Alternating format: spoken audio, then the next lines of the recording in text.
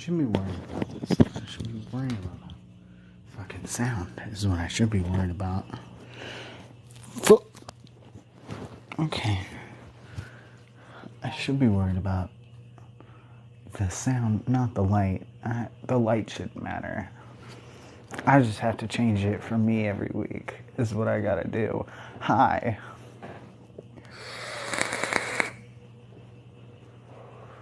I'm here. I'm late, but I'm here. I had to get, I had to stop making shit look like that. I got some filming done. I did some more Enoch stuff. Which is fitting. I didn't actually plan on cosplaying today. I woke up and then I accidentally fell into it. It was an accident, really. I was like, well, since it's Tuesday, maybe I work on revamping Enoch a little bit. And so I was doing a different style of makeup for Enoch, and then I was like, well, I might as well do the whole thing. And then I just got whole ass into cosplay, and I'm like, well, while I'm here, I should film things. And then I was like, you just accidentally cosplayed today. You actually were going to do stuff that you needed to get done. And instead,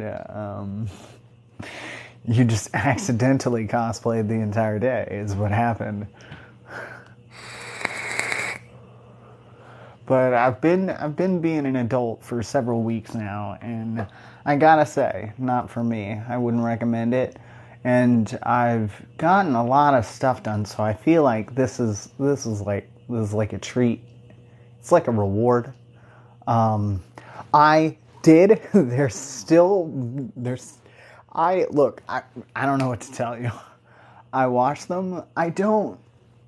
Part of my problem is that for the color, because I like it. I don't know. I don't use SFX blood. I don't. I use something else.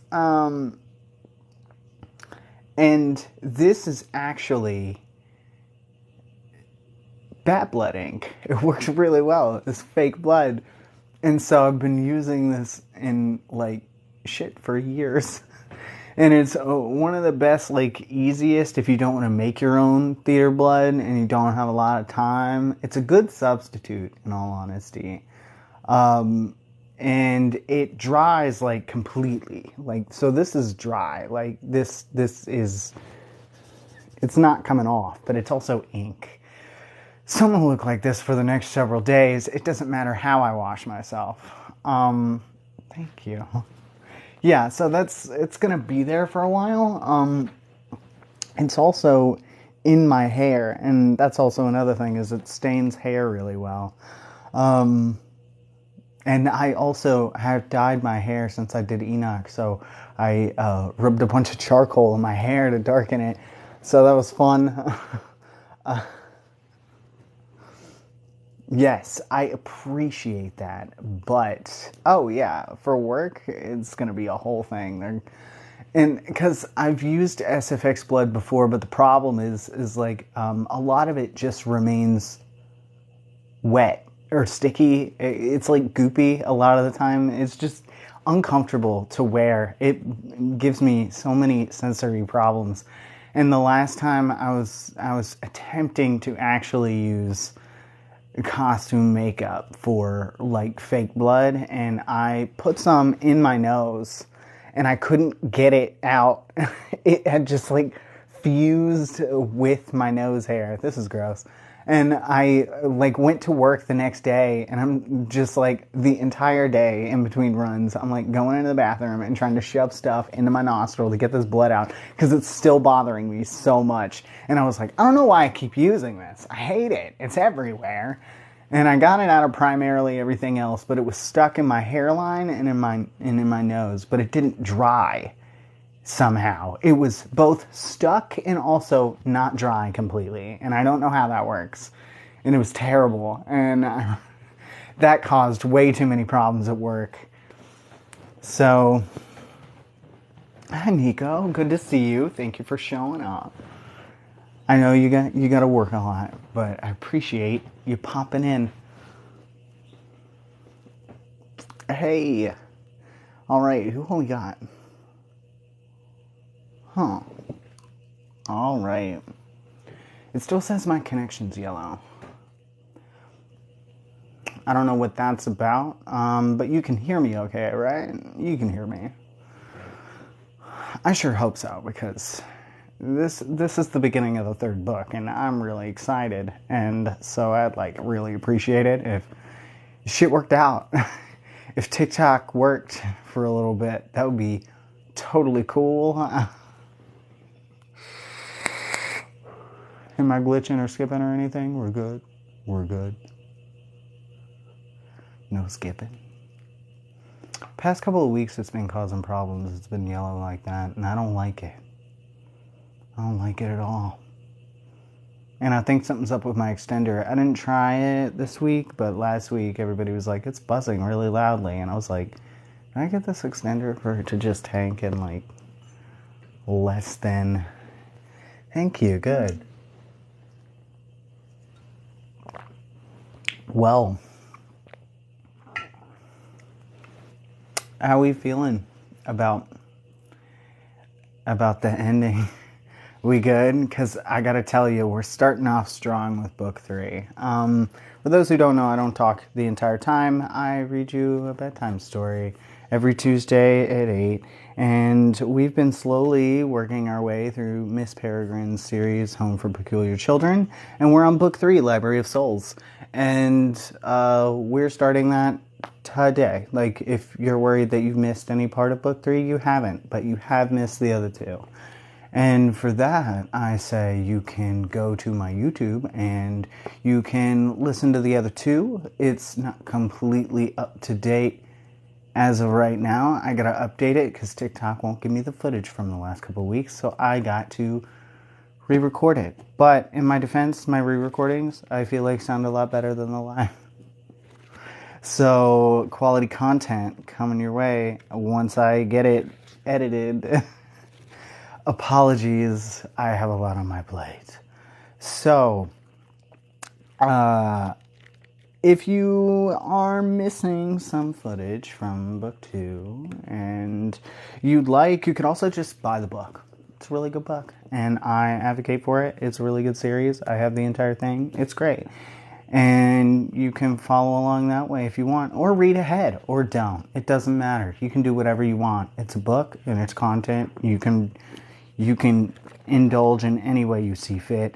But I read about a chapter, 2 chapters a night this week. This first chapter is kind of long, so we're probably only going to get through the first one. But it's a great first chapter, and I hope you're ready. We're going to go to a convention. We're going to get a new character. Lock and load, baby. No other spoilers than that. But if you missed last week, that was the tail end of book 2. Things didn't go so great. To fill you in on what you might have missed on Glee, while Jacob is contemplating whether or not he's going to go back to his parents and decides eventually that he is, they go to revive Miss Peregrine from her bird-locked state, only to discover that it was not, in fact, Miss Peregrine, but Call, Miss Peregrine's brother, who definitely shouldn't be there, and immediately tells everybody to stand down or all his men are going to wipe all of them out. A bit of a tussle ensues. They get captured. There's a bit of an escape bit for exclusively Emma, Jacob, and one of Miss Wren's peculiar animals, Addison the dog.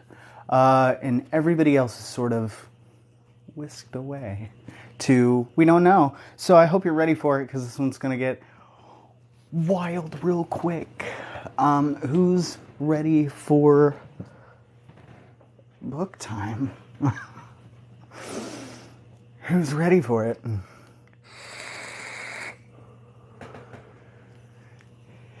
It is really tempting to read along, and I wouldn't blame you if you did. You could always lie to everyone, and, you know, who's gonna know, really? All right, Library of Souls. Chapter 1.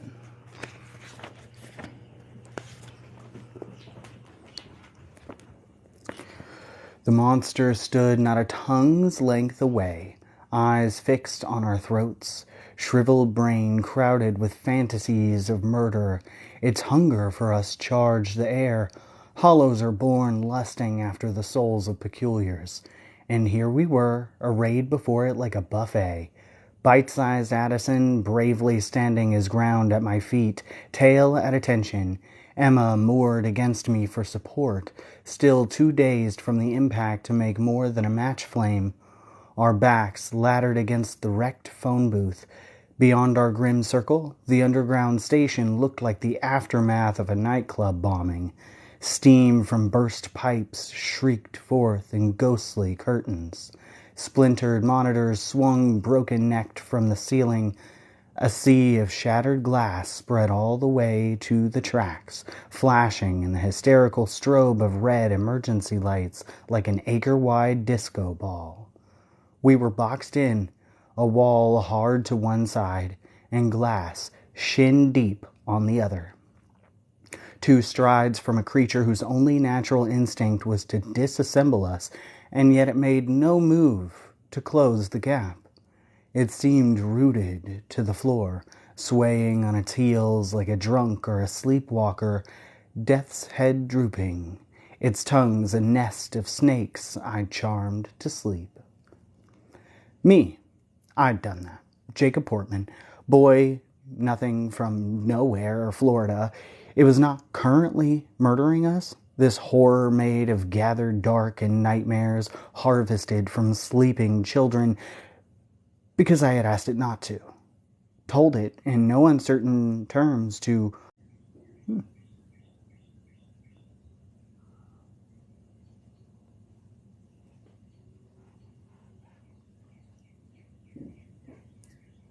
we go.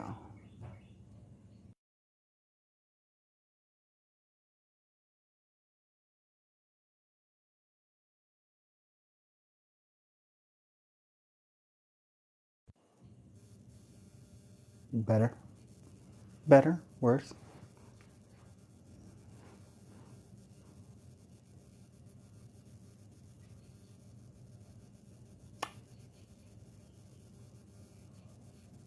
So far it's better? Okay, that's good. I paused it to let it get its shit in gear, and then I...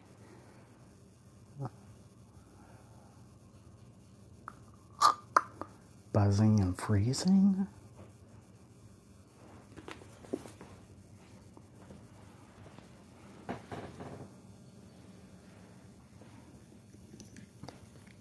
Where's this mic? Give it to...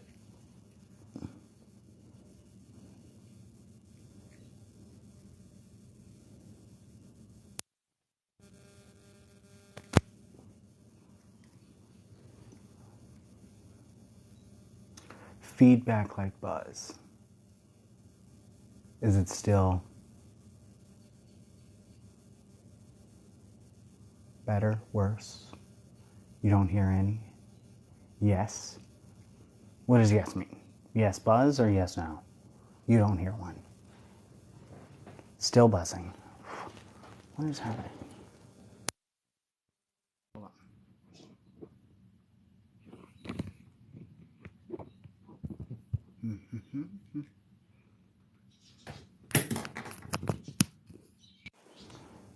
Shit. Buzzing but faint. I'm over here playing with my settings. Like I'm gonna fuck everything up.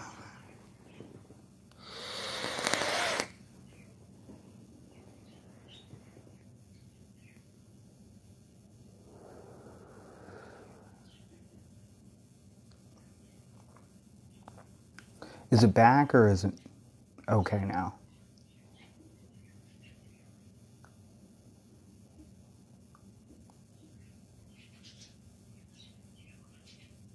You haven't heard any.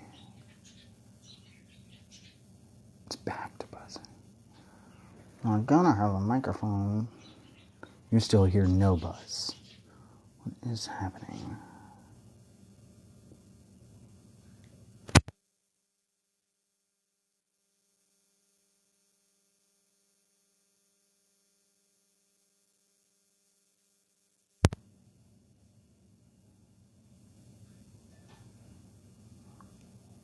Birds. Those are my birds. Those are birds.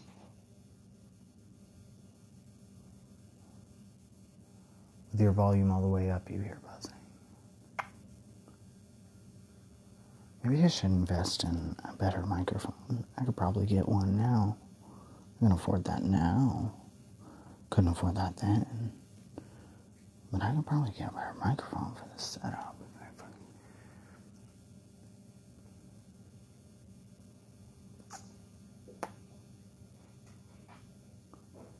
Buzzing, but no birds. This is absolutely horrendous. I do not know how to fix what only some people hear.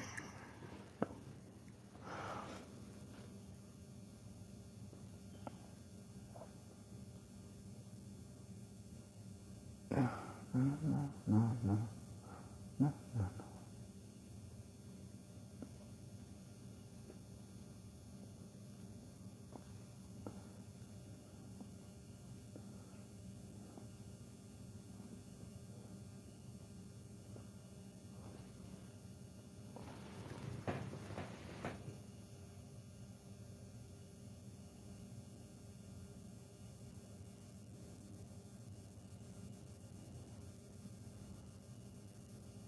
Now my ears are ringing.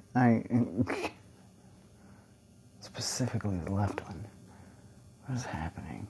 Okay.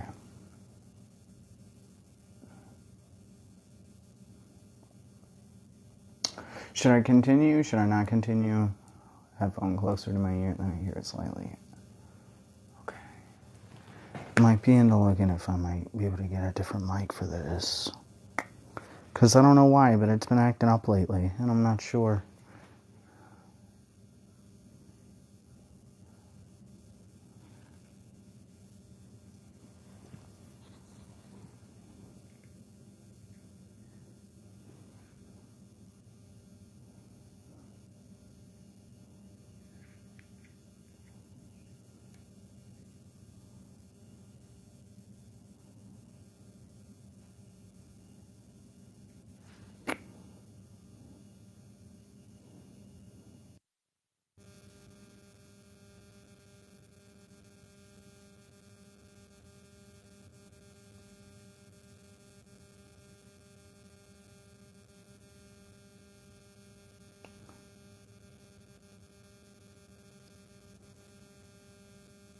You hear it now?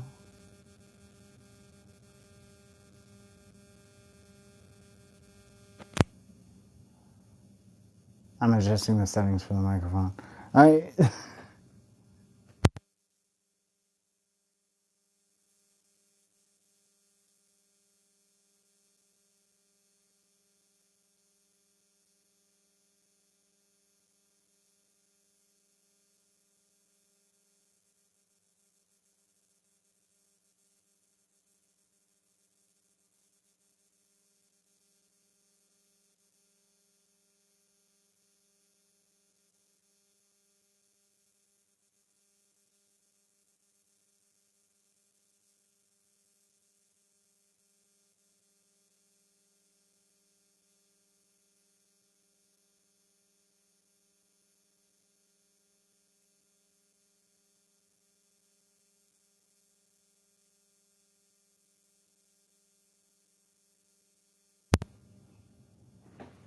I think it might just be the microphone. That's a problem. Yeah. No, I knew it would be back. I was turning it off to fiddle with something. I turned it off to fiddle with something so I could try and fix the buzzing, and then I turned myself off.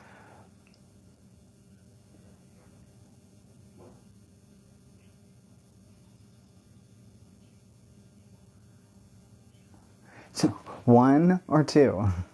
One or two? One.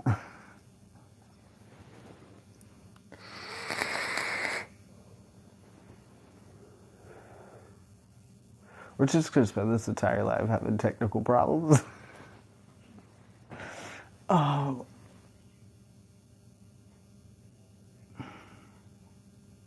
Yeah, 2 or 3. 2 or 3. You can't hear the buzzing anymore?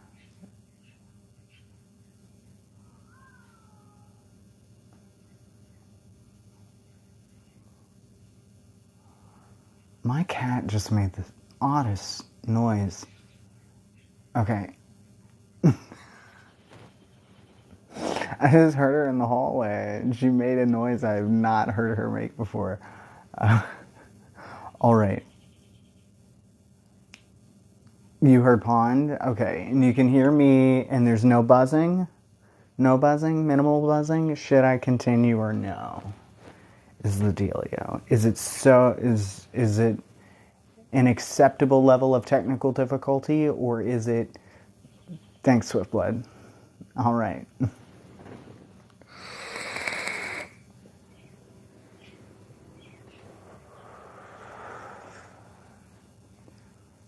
Is it buzzing? That bothers me so. Oh my god. I'm just like, is the jack or is it the wire, or is that some sort of setting I can account for? Because if it...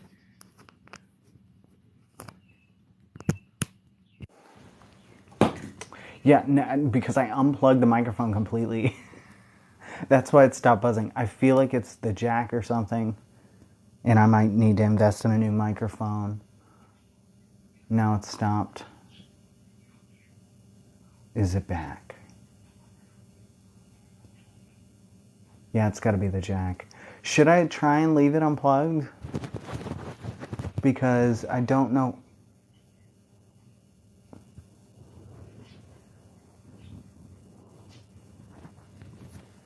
Okay.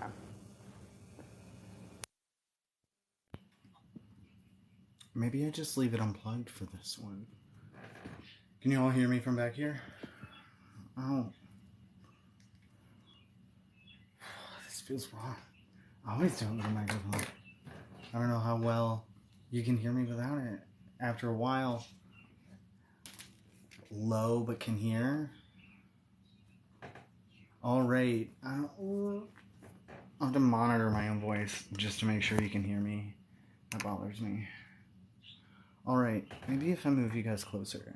You're going to be too close to me. You're going to be uncomfortably close. We're going to get uncomfortably close with this. I'm going to invest in a better microphone so that way you don't have to be this close to me. So close to me. I need space. Okay. All right, let's pick it back up.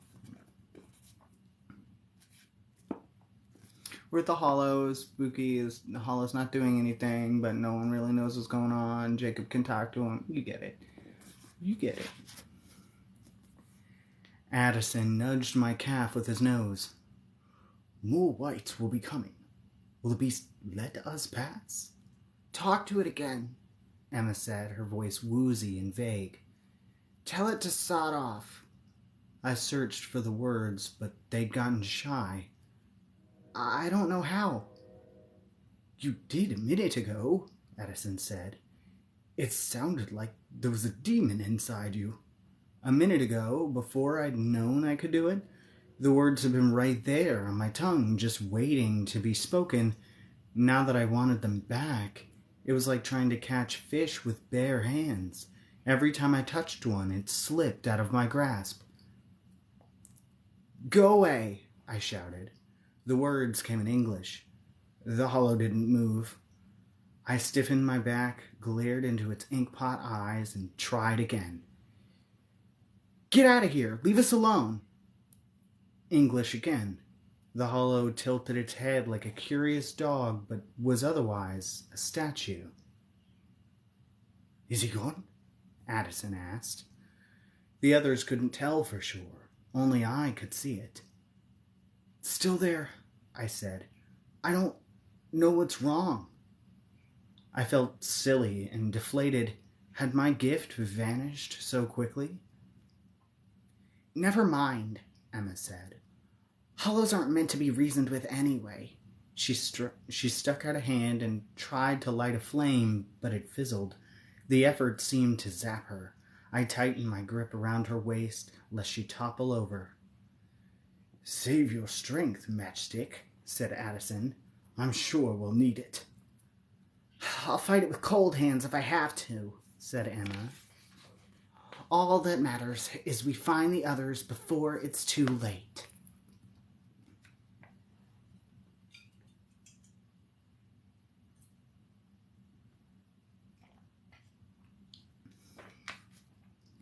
Could totally blip. The others. I could see them still, their afterimage fading by the tracks. Horace's fine clothes a mess. Bronwyn's strength no match for the White's guns. Enoch dizzy from the blast. Hugh using the chaos to pull off Olive's heavy shoes and float her away. Olive caught by the heel and yanked down before she could rise out of reach. All of them weeping in terror, kicked onto the train at gunpoint. Gone. Gone with the Embrun we'd nearly killed ourselves to find, hurtling now through London's guts toward a fate worse than death. It's already too late, I thought. It was too late the moment Call's soldiers stormed Miss Wren's frozen hideout.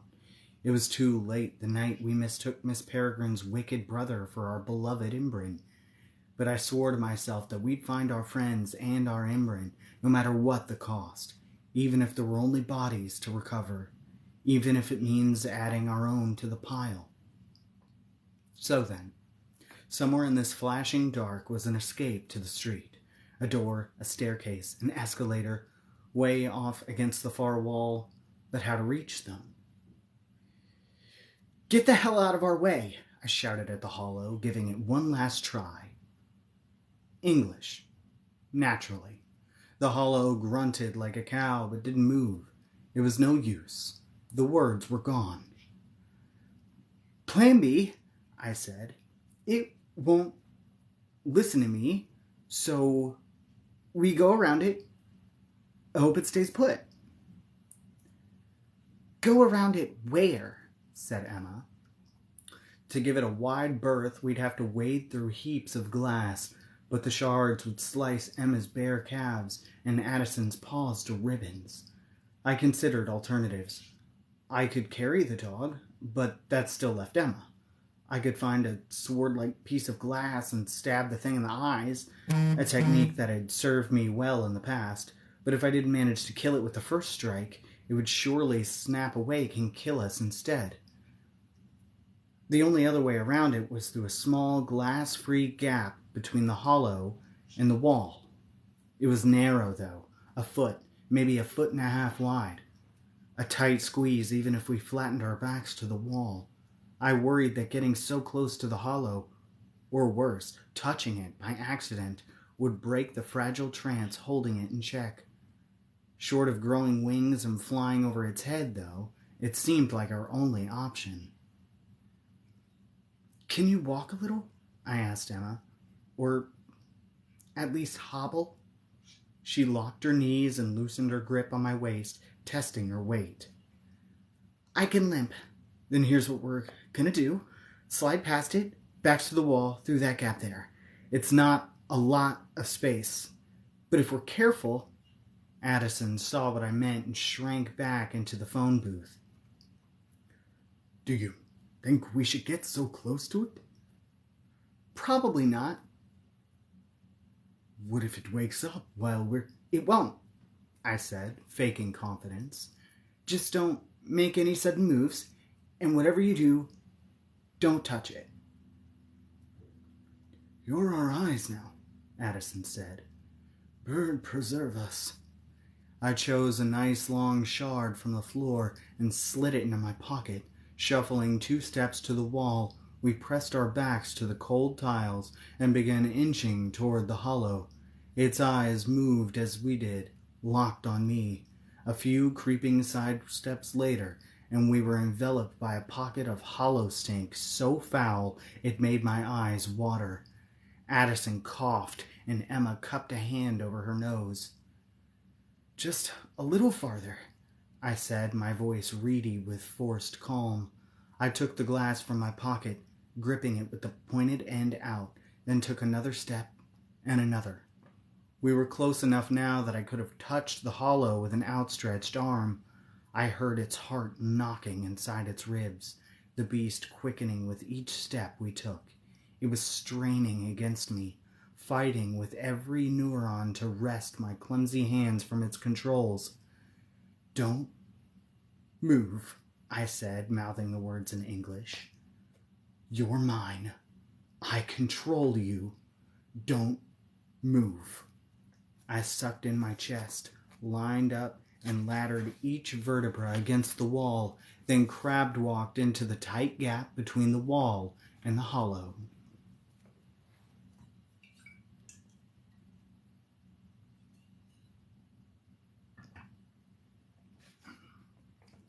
Don't move. Don't move. Slide, shuffle, slide. I held my breath while the hollows quickened, wet and wheezing, a vile black mist blossoming from its nostrils. The urge to devour us must have been excruciating. So was my urge to run, but I ignored it. That would have been acting like prey, not master. Don't move. Do not move. Another few steps, a few more feet, and we'd be past it, its shoulder a hair's breadth from my chest. Don't, and then it did. In one swift motion, the hollow swiveled its head and pivoted its body to face me. I went rigid. "Don't move," I said, this time aloud to the others. Addison buried his face between his paws, and Emma froze, her arms squeezing mine like a vice. I steeled myself for what was to come, its tongues, its teeth, the end. "Get back! Get back! Get back!" English, English, English. Seconds passed during which, astonishingly, we weren't killed, but for the rising and falling of its chest, the creature seemingly had turned once again to stone. Experimentally, moving by millimeters, I slid along the wall. The hollow followed me with slight turns of its head, locked onto me like a compass needle, its body in perfect sympathy with mine. But it didn't follow, didn't open its jaws. If whatever spell I'd cast had been broken, we'd already be dead. The hollow was only watching me, awaiting instructions I didn't know how to give. "False alarm," I said, and Emma breathed an audible sigh of relief. We slid out of the gap, peeled ourselves from the wall, and hurried away as fast as Emma could limp. When we'd put a little distance between us and the hollow, I looked back. It had turned all the way around to face me. "Stay," I muttered in English. "Good."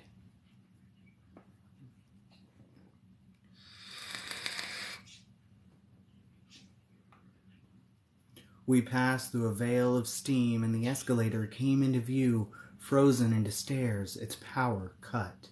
Around it glowed a halo of weak daylight, a tantalizing envoy from the world above. World of the living. World of now. A world where I had parents. They were here, both of them, in London, breathing this air a stroll away. "Oh, hi there." Unthinkable, still more unthinkable. Not 5 minutes ago, I told my father everything. The Cliff's Notes version, anyway. I'm like Grandpa Portman was. I'm peculiar. They wouldn't understand, but at least now they knew. It would make my absence feel less like a betrayal. I could still hear my father's voice begging me to come home, and as we limped toward the light, I had to fight a sudden, shameful urge to shake off Emma's arm and run for it, to escape the suffocating dark, to find my parents and beg forgiveness, and then to crawl into their posh hotel bed and sleep. That was most unthinkable of all. I could never. I loved Emma, and I told her so, and I wouldn't leave her behind for anything, and not because I was noble or brave or chivalrous. I'm not any of those things. I was afraid that leaving her behind would rip me in half. And the others, our poor doomed friends. We had to go after them, but how? A train hadn't entered the station since the one that spirited them away, and after the blast and gunshots that had rocked the place, I was sure there'd be no more coming. That left us two options, each one terrible. Go after them on foot through the tunnels and hope we didn't meet any more hollows, or climb the escalator and face whatever was waiting for us up there. Most likely a white mop-up crew. Then regroup, reassess.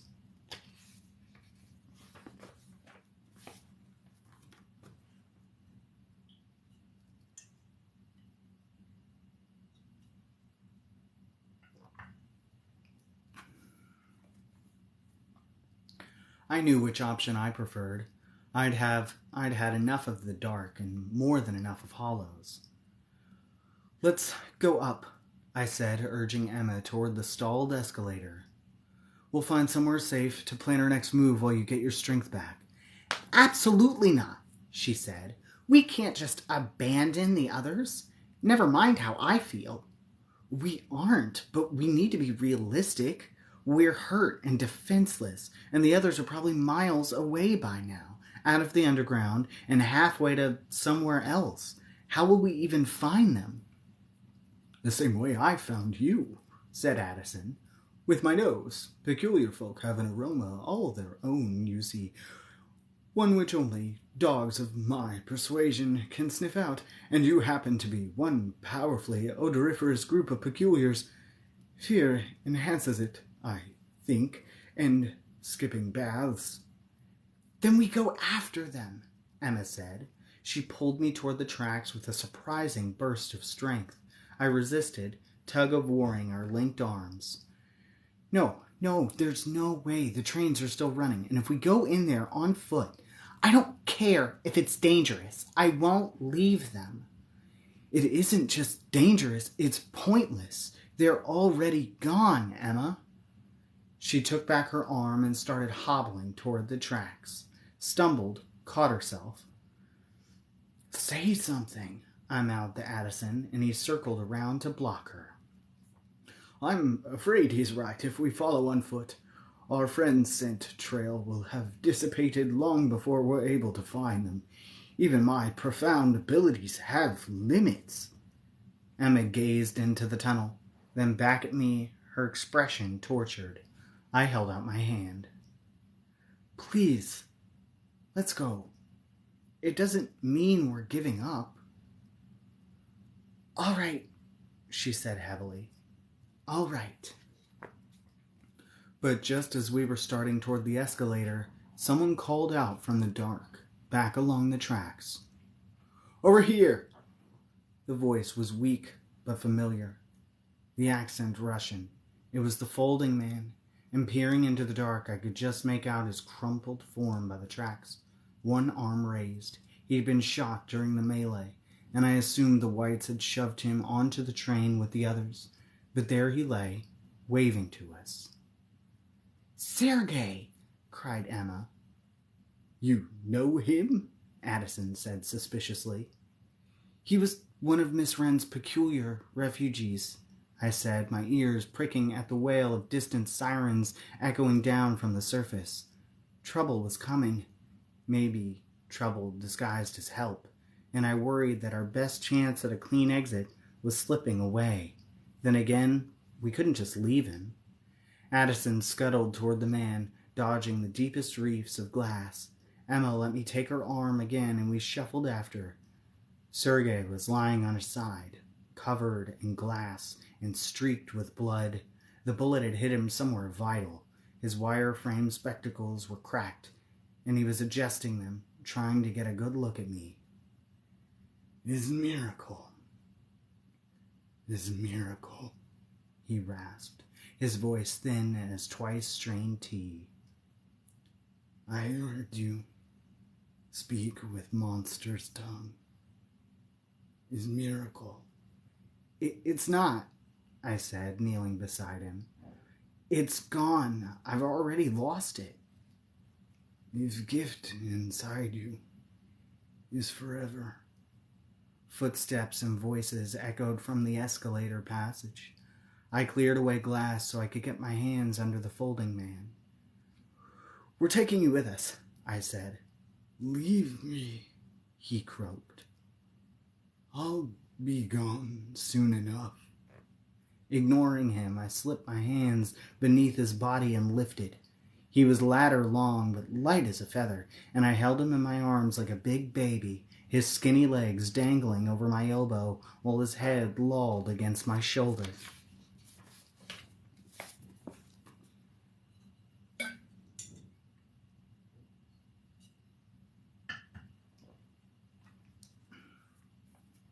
Two figures banged down the last few escalator steps and then stood at the bottom, rimmed by pale daylight and peering into the new dark.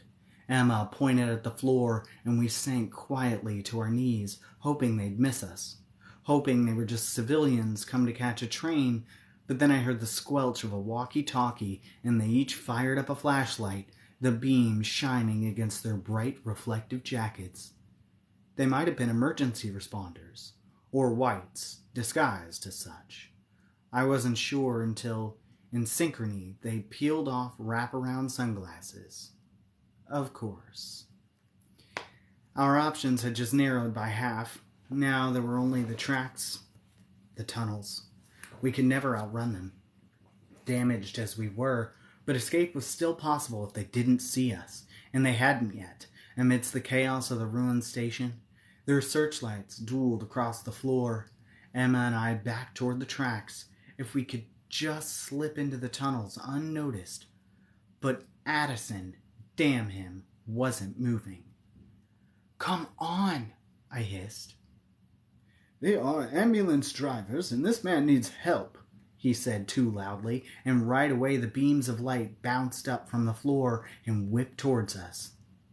"Stay where you are," one of the men boomed, unholstering a gun while the other fumbled for his walkie-talkie. Then two unexpected things happened in quick succession. The first was that just as I was about to drop the folding man onto the tracks and dive after him with Emma, a thunderous horn blew from inside the tunnel and a single brilliant headlight flashed onto view.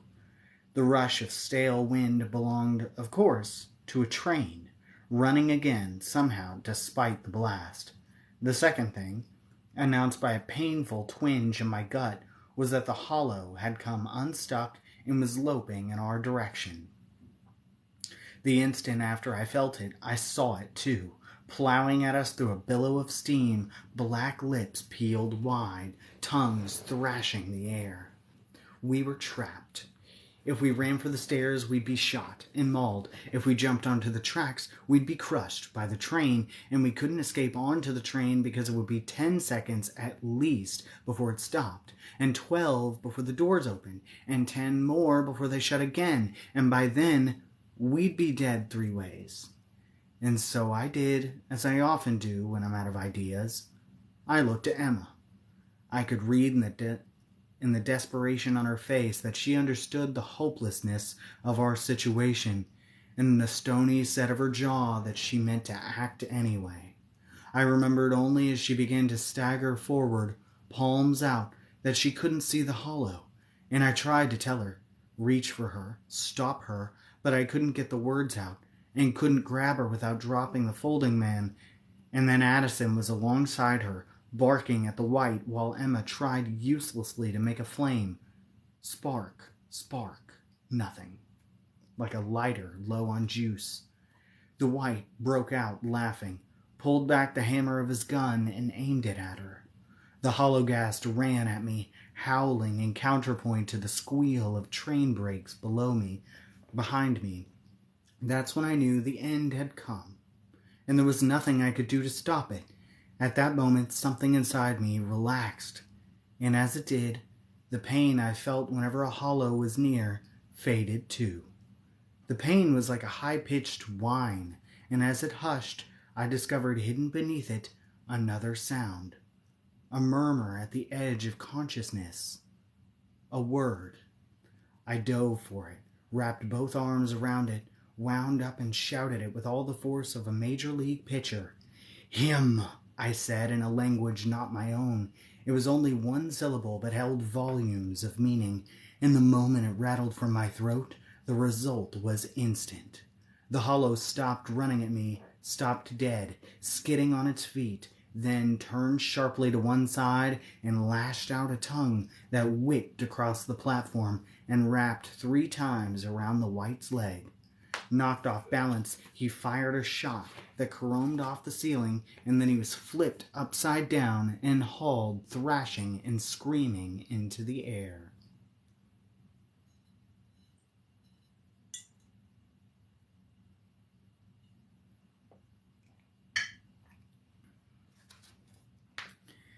It took my friends a moment to realize what had happened.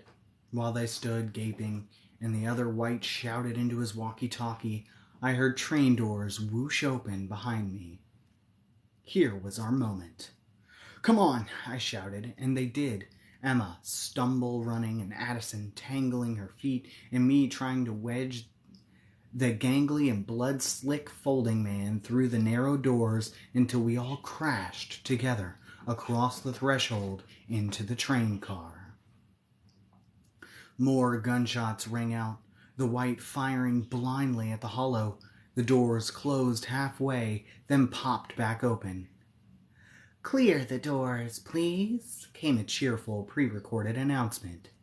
"His feet," Emma said, pointing at the shoes at the end of the folding man's long legs, the toes of which were poking through the doors. I scrambled to kick his feet clear, and in the interminable seconds before the doors closed again, the dangling white fired more wild shots until the hollow grew tired of him and flung him against the wall, where he slid to the floor in an unmoving heap. The other white scurried for the exit. "Him too," I tried to say, but it was a little too late. The doors were closing, and with an awkward jolt, the train began to move. I looked around, grateful that the car we tumbled into was empty. What would regular people make of us? "Are you okay?" I asked Emma. She was sitting up, breathing hard, studying me intensely. "Thanks to you," she said. "Did you really make that hollow do all that?" "I think so," I said, not quite believing it myself. "That's amazing," she said quietly. I couldn't tell if she was frightened or impressed or both. "We owe you our lives," said Addison, nuzzling his head sweetly against my arm. "You're a very special boy." The folding man laughed, and I looked down to see him grinning at me through a mask of pain. "You see," he said, "I told you his miracle." Then his face turned serious. He grabbed my hand and pressed a small square of paper into it. A photograph. "My wife, my child," he said, "taken by our enemy long ago. If you find others, perhaps." I glanced at the photo and got a shock. It was a wallet-sized portrait of a woman holding a baby. Sergei had clearly been carrying it with him a long time. Though the people in the photo were pleasant enough, the photo itself, or the negative, had been seriously damaged, perhaps narrowly survived a fire, exposed to such heat that the faces were warped and fragmented. Sergei had never mentioned his family before now. All he'd talked about since we met him was raising an army of peculiars, going loop to loop to recruit able-bodied survivors of the raids and purges. He never told us what he wanted an army for. To get them back. "We'll find them too," I said. We both knew this was far-fetched, but it was what he needed to hear. "Thank you," he said, and relaxed into a spreading pool of blood. And here's the damaged photo negative.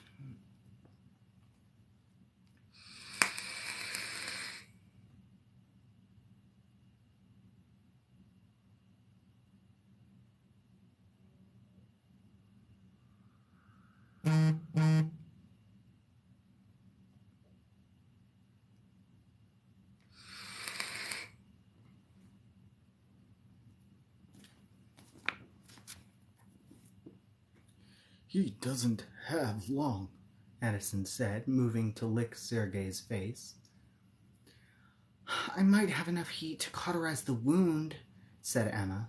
Scooting toward him, she began rubbing her hands together. Addison nosed the folding man's shirt near his abdomen. Here, he's hurt here. Emma put her hands on either side of the spot, and at the sizzle of flesh, I stood up, feeling faint. I looked out the window. We were still pulling out of the station, slowed, perhaps, by debris on the tracks. The emergency light's SOS flicker picked details from the dark at random. The body of a dead white, half buried in glass. The crumpled phone booth. Scene of my breakthrough. The hollow. I registered its form with a shock, trotting on the platform alongside us, a few cars back, casual as a jogger.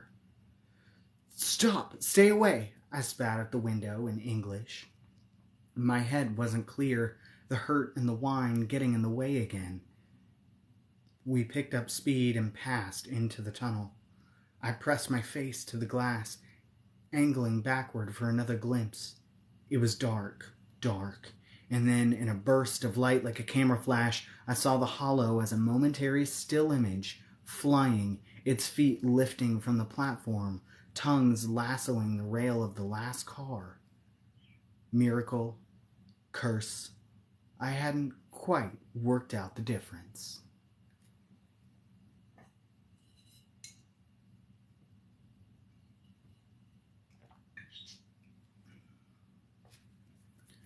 I took his legs, and Emma his arms, and gently we lifted Sergei onto a long bench seat, where beneath an advertisement for bake-at-home pizza, he lay blacked out and rocking with the motion of the train. If he was going to die, it seemed wrong that he should have to do so on the floor. Emma pulled up his thin shirt. The bleeding stopped, she reported, but he'll die if he doesn't see the inside of a hospital soon. He may die anyway, said Addison, especially in a hospital. Here in the present, imagine he wakes up in 3 days' time. Side healed, but everything else failing, age 200 and bird knows what.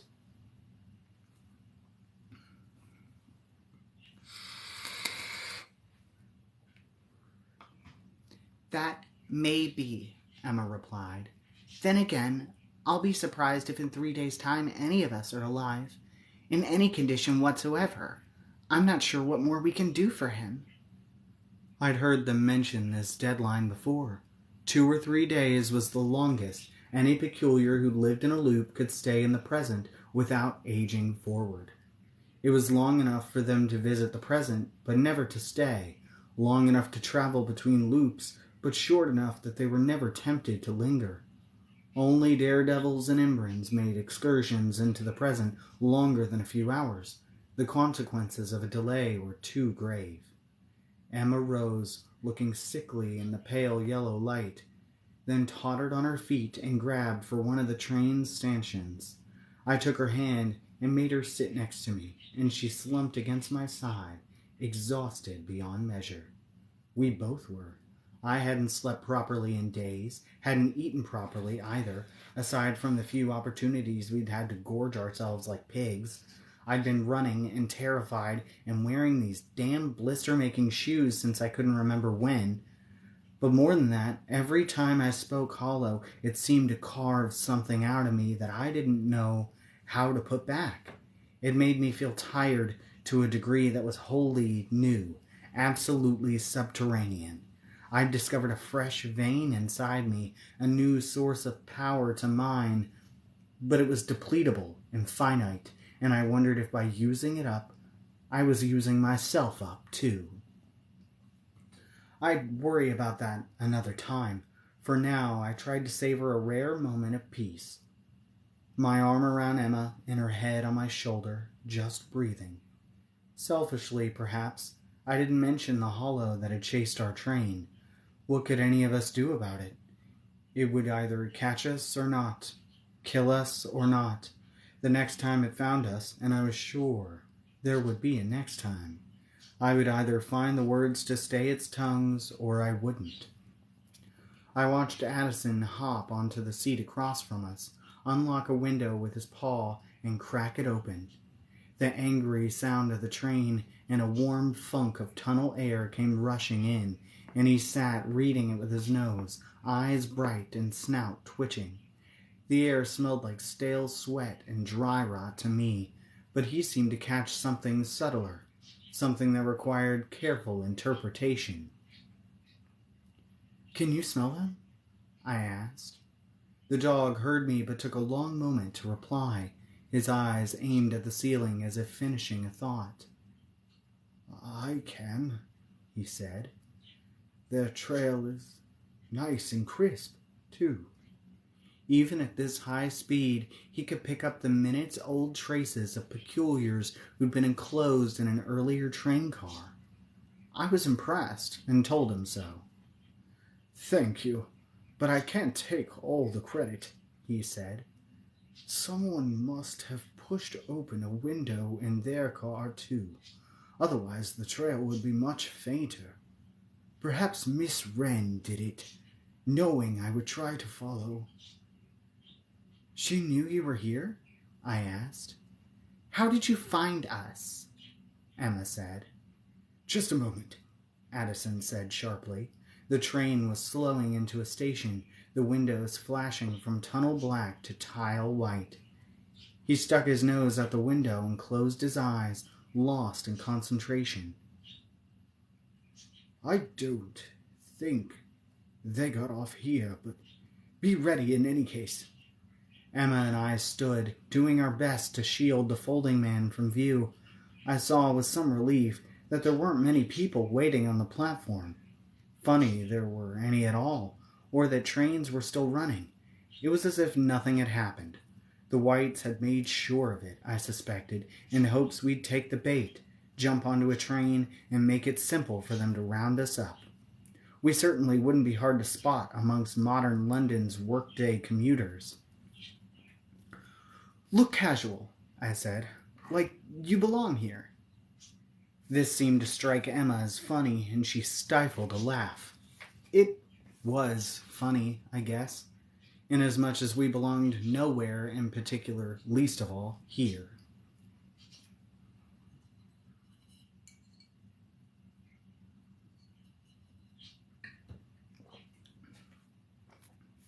The train stopped and the doors slid open. Addison sniffed the air deeply as a bookish woman in a pea coat stepped into our car. Seeing us, her mouth fell open, and then she turned smartly and walked out again. "Nope, no thanks." I couldn't blame her. We were filthy, freakish-looking in bizarre old clothes and splashed with blood.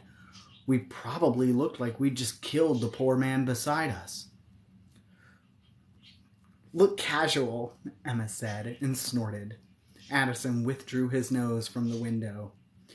"We're on the right track," he said. "Miss Wren and the others definitely passed this way." "They didn't get off here?" I asked. "I don't think so. But if I don't smell them in the next station, we'll know we've gone too far." The doors smacked closed, and with an electric whine, we were off again. I was about to suggest we find a change of clothes when Emma jolted beside me as if she just remembered something. "Addison," she said. "What happened to Fiona and Claire?" At the mention of their names, a nauseating new wave of worry shot through me. We'd last seen them at Miss Wren's menagerie, where the elder girl had stayed behind with Claire, who was too ill to travel. Call told us he raided the menagerie and captured the girls, but he also told us Addison was dead, so clearly his information couldn't be trusted. "Ah," said Addison, nodding gravely. "It's bad news, I'm afraid. Part of me, I admit, was hoping you wouldn't ask." Emma's face drained of color. "Tell us." "Of course," he said. "Shortly after your party left, we were raided by a gang of Whites. We threw Armageddon eggs at them, then scattered and hid the larger girl with the unkempt hair. Fiona, I said, heart thudding.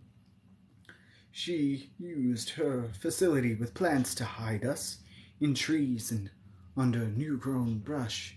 We were so well camouflaged that it would have taken days for the whites to root us all out, but they gassed us and drove us into the open. Gas! Emma cried. Those bastards swore they'd never use it again. It appears they lied, said Addison. I had seen a photo once in one of Miss Peregrine's albums of such an attack. Whites in ghostly masks with breathing canisters standing around casually as they launched clouds of poison gas into the air. Although the stuff wasn't fatal, it made your lungs and throat burn, caused terrible pain, and was rumored to trap inbreds in their bird form. And there's a picture.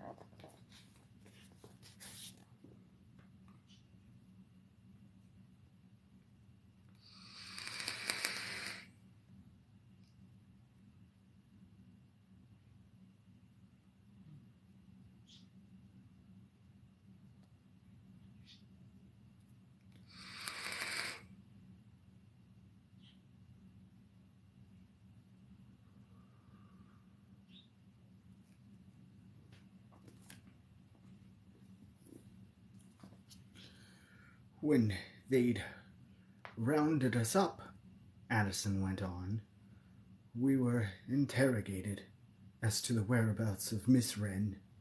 They turned her tower inside out, searching for maps, diaries, I don't know what. And when poor Deirdre tried to stop them, they shot her. The emu raft's long face flashed before me, gawky, gap-toothed and sweet, and my stomach lurched. What kind of person could kill such a creature? God, that's awful, I said. Awful, Emma agreed perfunctorily. And the girls?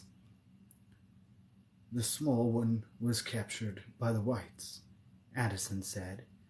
And the other, well, there was a scuffle with some of the soldiers, and they were near the cliff's edge, and she fell. I blinked at him. What? For a moment the world blurred, then snapped back into focus. Emma stiffened, but her face betrayed nothing. What do you mean fell? Fell how far? It was a sheer drop, 1,000 feet. At least. His fleshy jowls drooped. I'm so sorry. I sat down heavily. Emma kept standing, her hands white-knuckling the rail. No, she said firmly. No, that can't be. Perhaps she grabbed onto something on the way down, a branch or a ledge. Addison studied the gun's backled floor. It's possible. Or the trees below cushioned her fall and caught her like a net. She can speak to them, you know. Yes, he said. One can always hope. I tried to imagine being cushioned by a spiky pine tree after such a fall. It didn't seem possible. I saw the small hope Emma had kindled wink out, and then her legs began to tremble, and she let go of the rail and thumped down onto the seat beside me. She looked at Addison with wet eyes. I'm sorry about your friend. He nodded. Same to you. None of this ever would have happened if Miss Peregrine were here, she whispered, and then quietly she bowed her head and began to cry.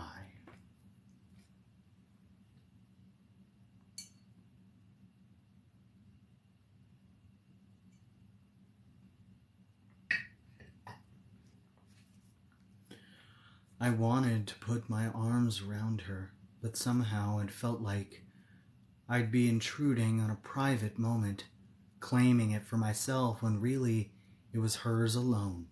So instead, I sat and looked at my hands and let her mourn her lost friend. Addison turned away out of respect, I think, and because the train was slowing into another station. The doors opened.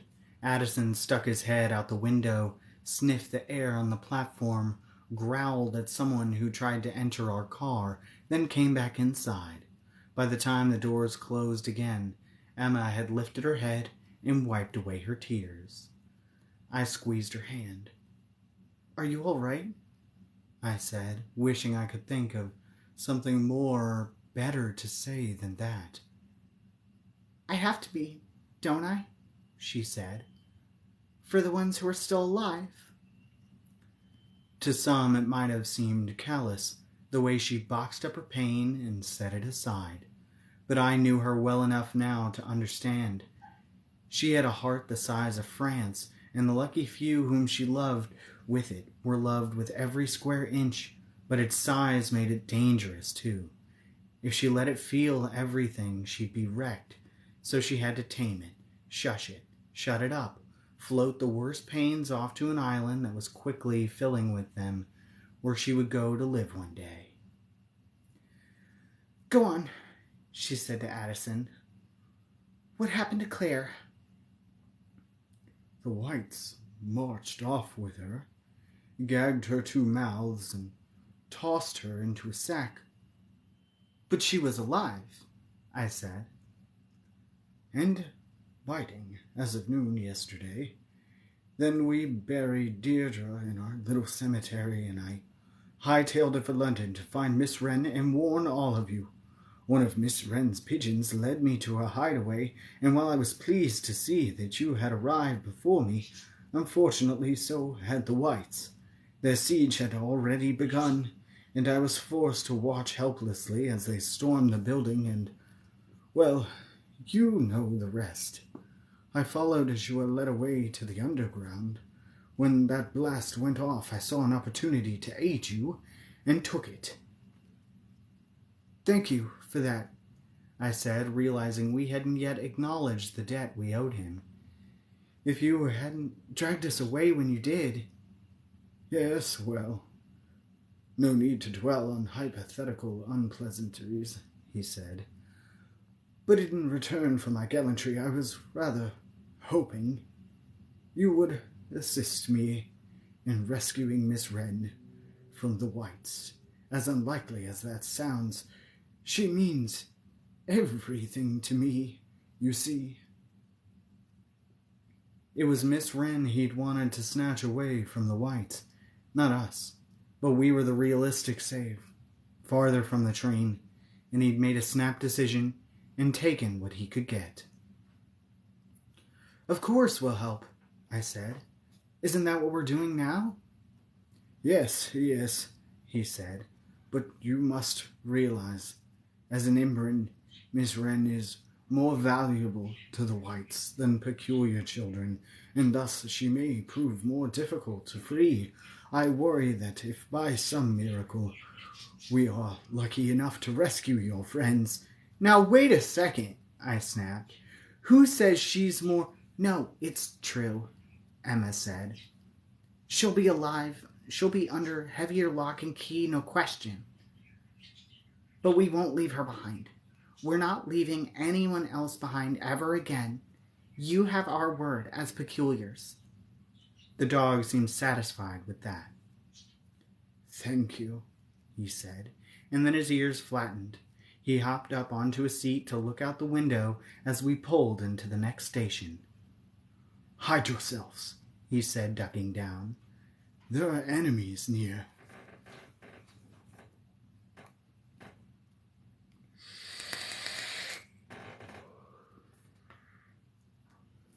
The whites were expecting us. I glimpsed 2 of them waiting on the platform, dressed as police officers among a scattering of commuters. They were scanning the cars as our train pulled into the station. We dropped down below the windows, hoping they'd miss us, but I knew they wouldn't. The one with the walkie-talkie had radioed ahead. They must have known we were on this train. Now all they had to do was search it.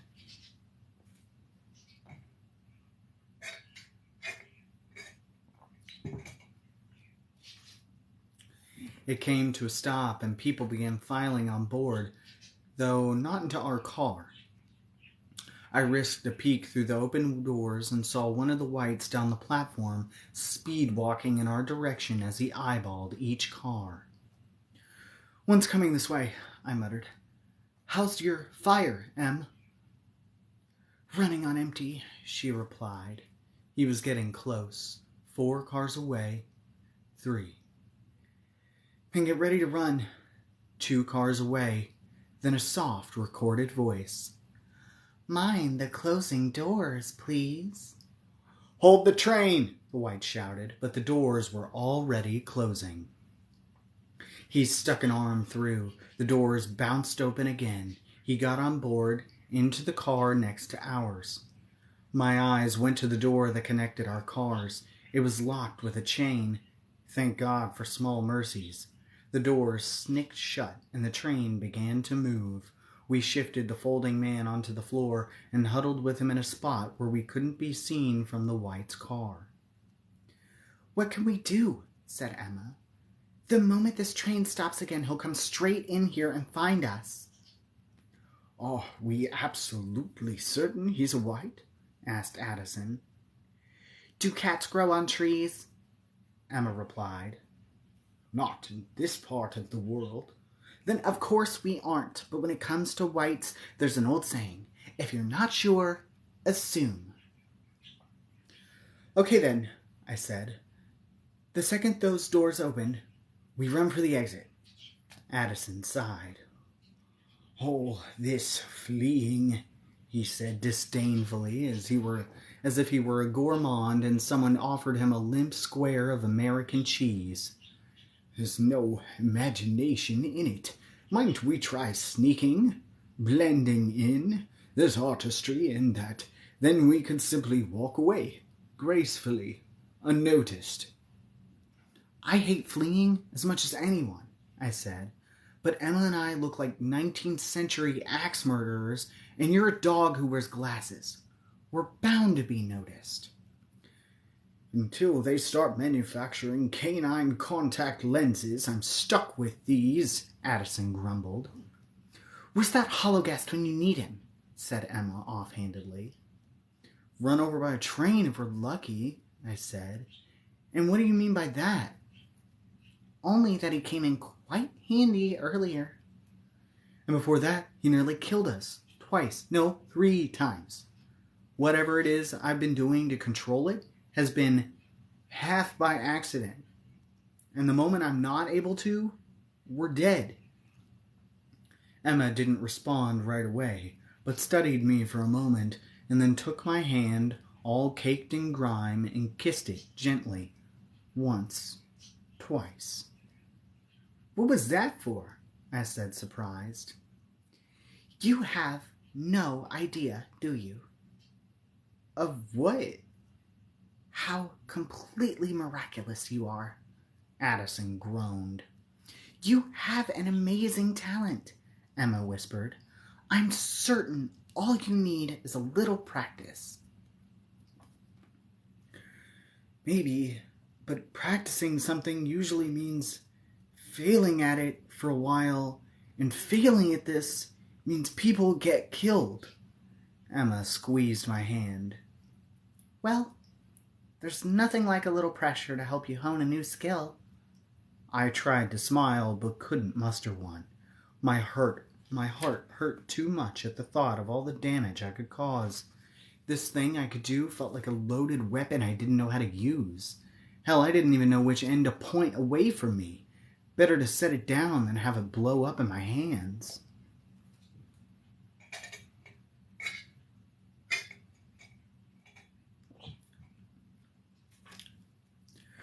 We heard a noise at the other end of the car and looked up to see the door opening. That one wasn't chained, and now a pair of leather-clad teenagers stumbled into our car. A boy and a girl, laughing and passing a lit cigarette between them. "We'll get in trouble," the girl said, kissing his neck. The boy brushed a foppish wave of hair from his eyes. "I do this all the time, sweetheart." Then saw us and froze, his eyebrows Parabolic, there we go. The door they'd come through banged closed behind them. "Hey," I said casually, as if we weren't crouched on the floor with a dying man covered in blood. "What's up?" "Don't freak out. Don't give us away." The boy wrinkled his brow. Are you in costume?" I replied. "Got carried away, with the fake blood." "Oh," said the boy, clearly not believing me. The girl stared at the folding man. "Is he drunk?" said Emma. "Soused out of his brain, which is how he came to spill all our fake blood on the floor, and himself." "And us," said Addison. The teen's head snapped towards him, their eyes going wider still. "You goon!" Emma muttered. "Keep quiet." The boy raised a trembling hand and pointed at the dog. Did he just... Addison had said only 2 words. We might have played it off as a trick of echoes, something other than what it seemed, but he was too proud to play dumb. "Of course I didn't," he said, raising his nose in the air. "Dogs can't speak English, nor any human language, save in one notable exception, Luxembourgish, which is only comprehensible to bankers and Luxembourgers, and therefore hardly of any use at all. No, you've eaten something disagreeable and are having a nightmare, that's all. Now, if you wouldn't mind terribly, my friends need to borrow your clothes. Please disrobe at once." Pallid and shaking, the boy started to remove his leather jacket, but he'd only wriggled one arm free when his knees gave out and he fainted to the floor. And then the girl began to scream, and she didn't stop. In an instant, the white was banging on the chain door, his blank eyes flashing murder. "So much for sneaking away," I said. Addison turned to look at him. "Definitely white," he said, nodding sagely. "I'm so glad we put that mystery to rest," said Emma.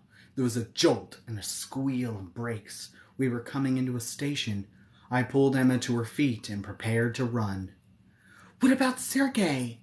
Emma said, whipping around to look back at him. It would be hard enough to outrun a pair of whites with Emma still recovering her strength. With the folding man in my arms, it would be impossible. "We'll have to leave him," I said. "He'll be found and brought to a doctor. It's his best chance. And ours." Surprisingly, she agreed. "I think it's what he'd want." She went quickly to his side. "Sorry we can't take you with us, but I'm certain we'll meet again." "In the next world," he croaked, his eyes slitting open. "In Abaton." With those mysterious words and the girl's screams ringing in our ears, the train came to a stop and the doors opened.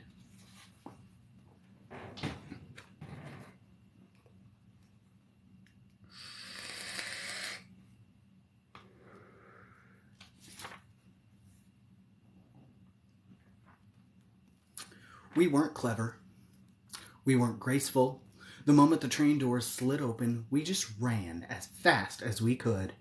The white leapt out of his car and into ours, by which time we had dashed past the screaming girl, over the fainted boy, and onto the platform where we struggled against a crowd that was streaming onto the train like a school of spawning fish.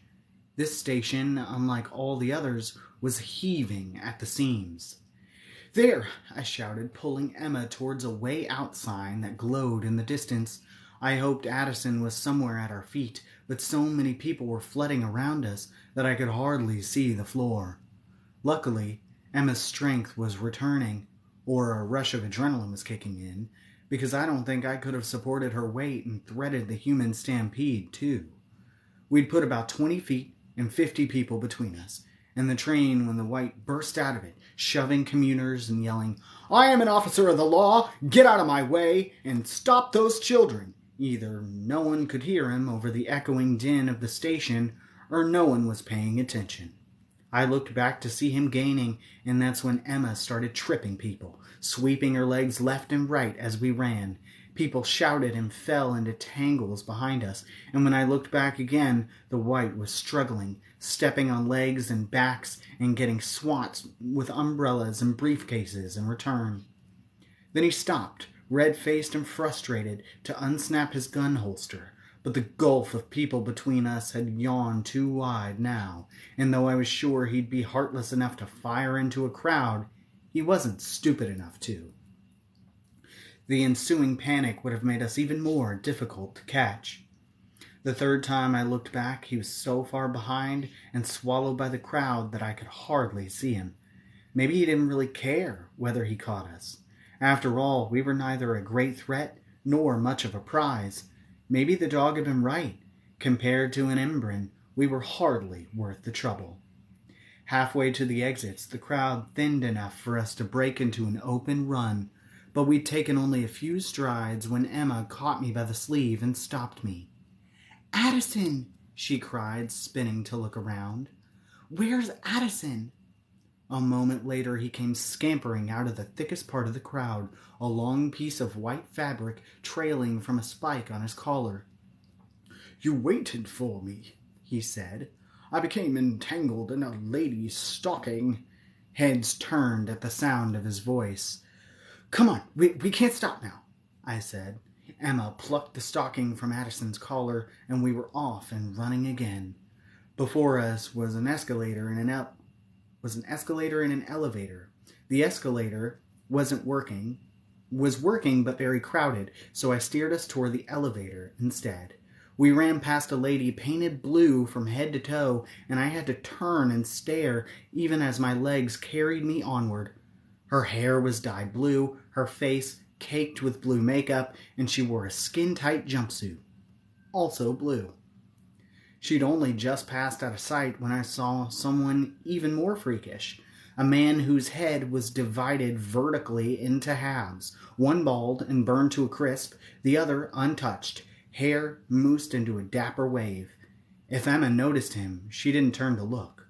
Maybe she was so used to meeting genuine peculiars that peculiar-looking normals hardly registered. But what if they aren't normal, I thought. What if they're peculiars, and instead of the present, we've ended up in some new loop? What if... Then I saw two boys with glowing swords battling by a wall of vending machines, each saber clash sounding with a thin, plasticky thwack, and reality came into sharp focus. These strange-looking people weren't peculiars. They were nerds. We were very much in the present. 20 feet away, the elevator doors opened. We poured on the speed and hurtled ourselves inside, bouncing off the back wall with our hands while Addison tumbled in on tripping legs. I turned just in time to glimpse two things through the closing doors. The white breaking out of the crowd and coming at us in a full run, and back by the tracks where the train was pulling away, the hologhast leaping from the roof of the last car to the station ceiling, swinging like a spider from a light fixture by its tongues, its black eyes burning at me.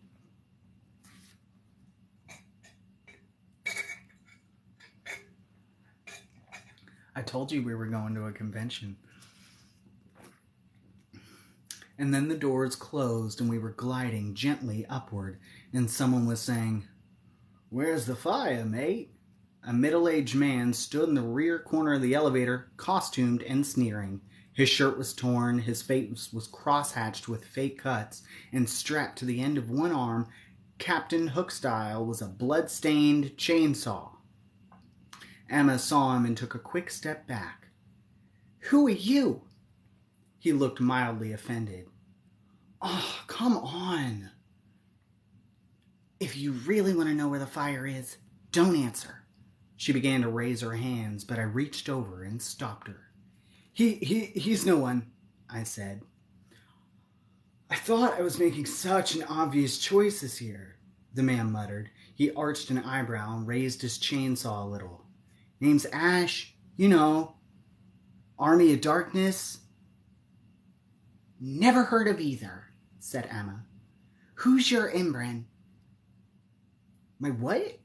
He's just doing a character, I tried to explain, but she wasn't hearing me. Never mind who you are, she said. We could use an army, and beggars can't be choosers. Where are the rest of your men? The man rolled his eyes. Oh, you guys are funny. Everyone's in the convention center, obviously. He's wearing a costume, I whispered to Emma. Then to the guy. She doesn't see a lot of movies. A costume? Emma scrunched her brow. But he's a grown man. So what? The man said, looking us up and down. And who are you supposed to be? Walking dorks? League of Extraordinary Dingleberries? Peculiar children, said Addison, whose ego wouldn't allow him to be silent any longer. And I am the seventh pup of the seventh pup, and a long and illustrious line of... The man fainted before Addison could finish, his head knocking against the floor with a clonk that made me wince. You've got to stop doing that, Emma said, then grinned despite herself. Serves him right, said Addison. What a rude person. Now, quick, nick his wallet. No way, I said. We're not thieves. Addison snorted. I dare say we need it more than he does. Why on earth is he dressed like that? Said Emma. The elevator dinged and the doors began to slide open. I think you're about to find out, I said.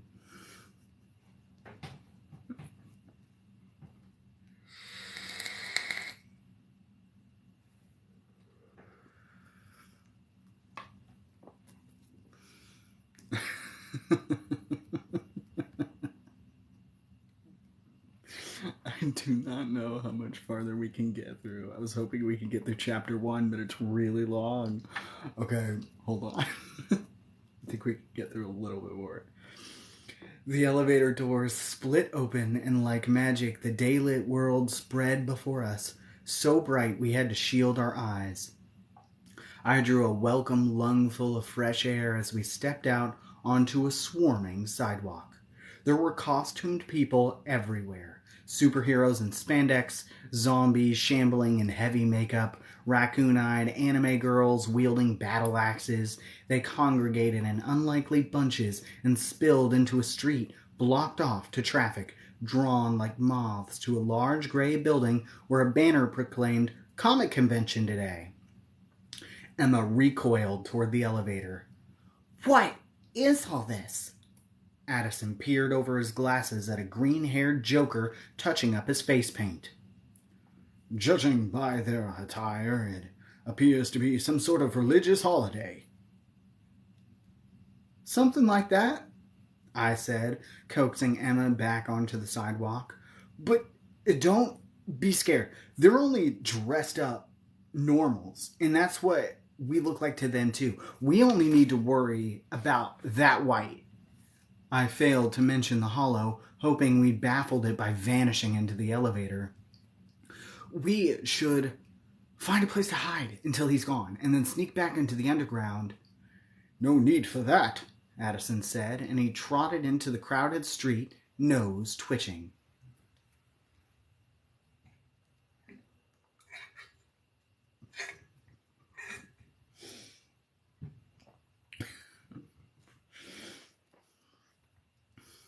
Hey, Emma called after him. Where are you going? But he was already circling back. Huzzah for fortune, he said, wagging his stubby tail. My nose tells me our friends were brought out of the underground here via that escalator. We've gone the right way after all. Thank the birds, Emma said. Do you think you can follow their trail? I asked. Do I think I can? They don't call me Addison the Astounding for nothing. Why, there isn't an aroma, a redolence, a peculiar eau de toilette I couldn't nose from 100 meters. Addison was easily distracted by the topic of his own greatness, even when pressing matters were at hand, and his proud, booming voice had a tendency to carry. Okay, we get it, I said, but he steamrolled on, walking now, following his nose.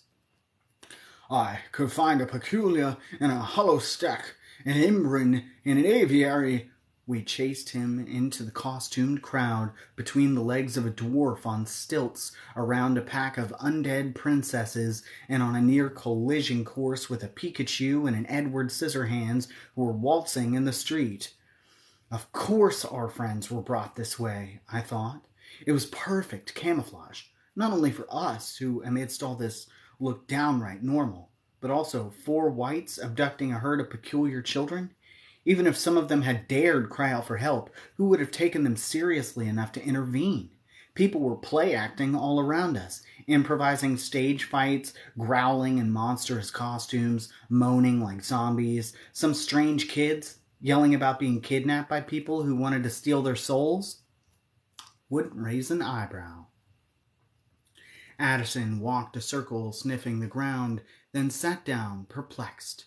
Subtly, because even in this crowd a talking dog would be shocking, I bent down and asked him what the matter was. It's just, he stammered, that I seem to have... Lost the trail? Emma said. I thought your nose was infallible. I've merely mislaid the trail, but I don't understand how. It looks quite clearly to the spot, then vanishes. Tie your shoes, Emma said suddenly. Now! I looked down at them. But they're not... She grabbed my forearm and yanked me down.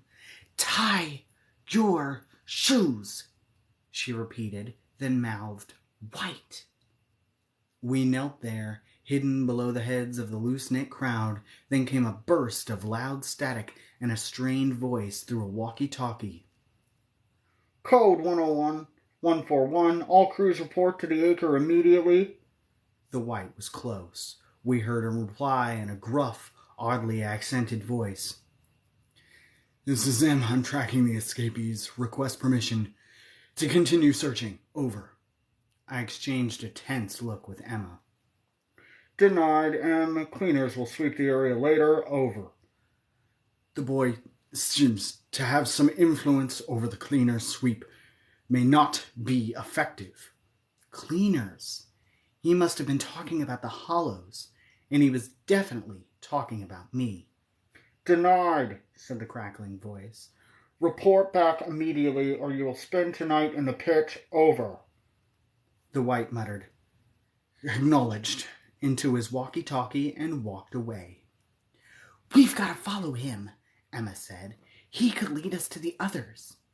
And straight into the lion's den, Addison said, though I suppose that can't be helped.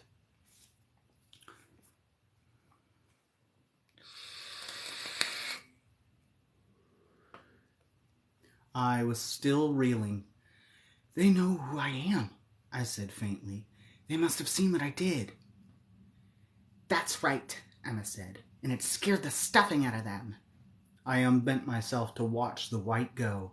He marched through the crowd, hopped a traffic barricade, and jogged away toward a parked police car. We followed him as far as the traffic barrier. I looked around, trying to imagine the kidnapper's next move. Behind us was the crowd, and in front, beyond the traffic barrier, cars prowled the block for parking.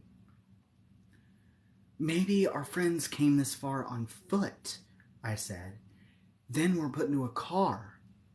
Brightening, Addison stood on hind legs to peek over the traffic barrier. Yes, that must be it, bright boy. What are you so cheerful for? Said Emma. If they were taken away in a car, they could be anywhere by now. And we'll follow them anywhere, Addison said pointedly, though I doubt they're terribly far. My old master had a townhouse not far from here, and I know this part of the city well. There are no major ports nor obvious points of exit from London nearby, but there are a few loop entrances. It's much more likely that they've been taken to one of those. Now lift me up." I did, and with my help he scrambled over the barrier and began to sniff around the other side. Within seconds he'd found our friend's scent trail again. "This way," he said, pointing down the street after the white who'd gotten into the police car and was driving away. "Looks like we're in for a walk," I said to Emma. "Think you can make it?" "I'll manage," she said. "So as long as we find another loop within a few hours, otherwise I may start sprouting gray hairs and crow's feet." She smiled as if there was something to joke about. "I won't let that happen," I said. We jumped the barricade. I took one last look at the underground station behind us. "Do you see the hollow?" said Emma. "No, I don't know where it is, and that worries me." "Let's worry about one thing at a time," she said.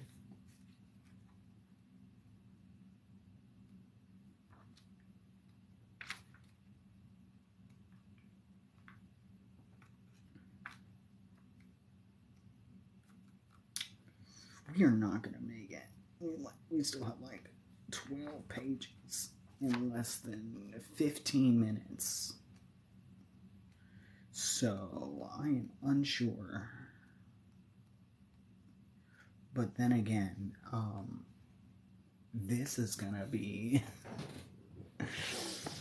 It's because we had technical difficulties. I was sure we could do it if we... But we have less than 15 minutes. Should I read all the way up until 10, or should I call it here? Because we still have 12 pages in here. We are not going to make it.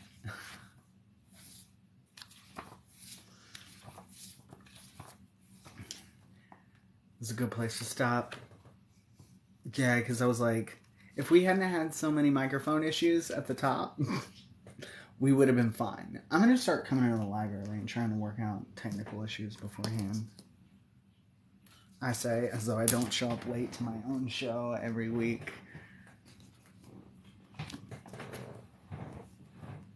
I was like, I didn't want to dip in the middle of like a white chase, you know what I mean? But for the rest of the chapter, I'm bummed we didn't make it through.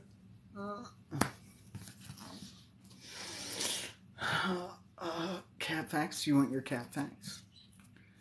You arrived precisely when you were meant to. Thank you. I appreciate the compliment. That's why I read to people. I like reading to people, and people apparently find my voice soothing, which is fun for me. All right. And also I have this giant cat book. So this was a gift from Ray a long time ago, if you're new here. And every single week after we get done traumatizing all these book characters, we read a little cat fact as a pick-me-up. It's like a little treat at the end. And we are on Strays. So, fun times. Strays. Sometimes you don't even have to worry about finding the right cat. The right cat finds you. Many folks swear that these are the best cats to have. Anyone who has a former alley cat looking over their shoulder as they read this is probably inclined to agree, only because there's a former alley cat looking over their shoulder at this very moment. There's no adoption interviews or fees when you take in a stray, and more than likely you're saving a life. On the other hand, you'll have to cover the cost of shots, worming, neutering, and the like. Many strays have other health problems that may not show up right away and can get expensive to treat. Sometimes local humane societies will help out with initial vet care, or an area animal hospital may offer reduced rates for treating a foundling cat, but don't count on it. Our cat, we found Bella on the street. Anyway, I love cat facts. As you probably can't tell, I definitely don't like cats a whole bunch.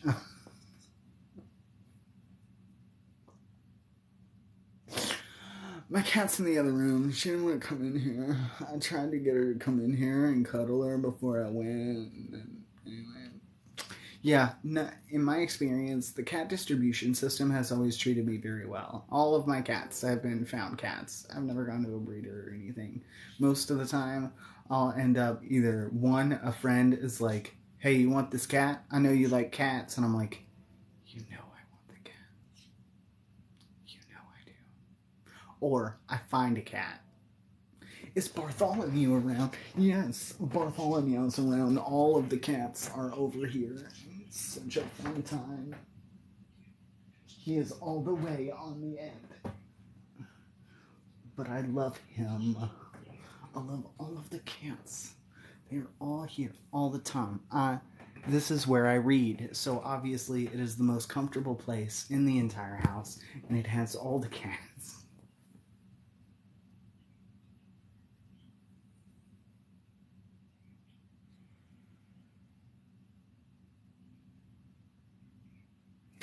Basketball. I have more. I can't fit them in my arms. I can't fit them all in my arms at the same time. But yes, I have all of the cats. All of the cats. Okay. This is where I read, so it has all the cats here. Because this is a lot of the time where I end up reading. All the kitties. Bartholomew is here. All of the cats. Okay. I love that you all send me kitty plushies because I love all of them. I will pick a different one to read a book with every single time so they get a whole story. Anyway. Thank you. It's so sweet. Okay. But yeah, you don't have to send me more. I'm just saying I appreciate that you sent them. I love all the ones that I have. Thank you. I like to think so.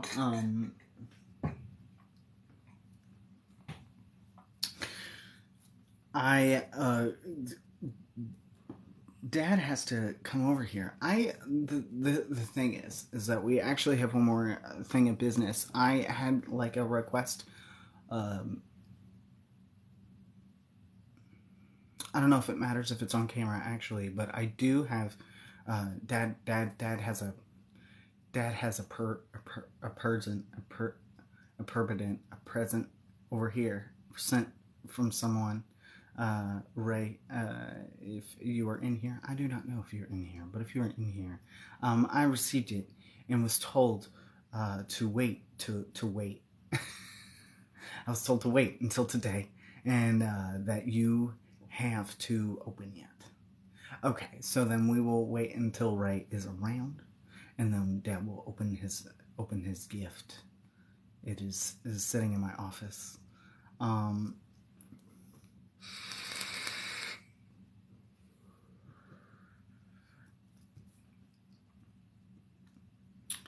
I am amazed I did not get stuff all over everything today.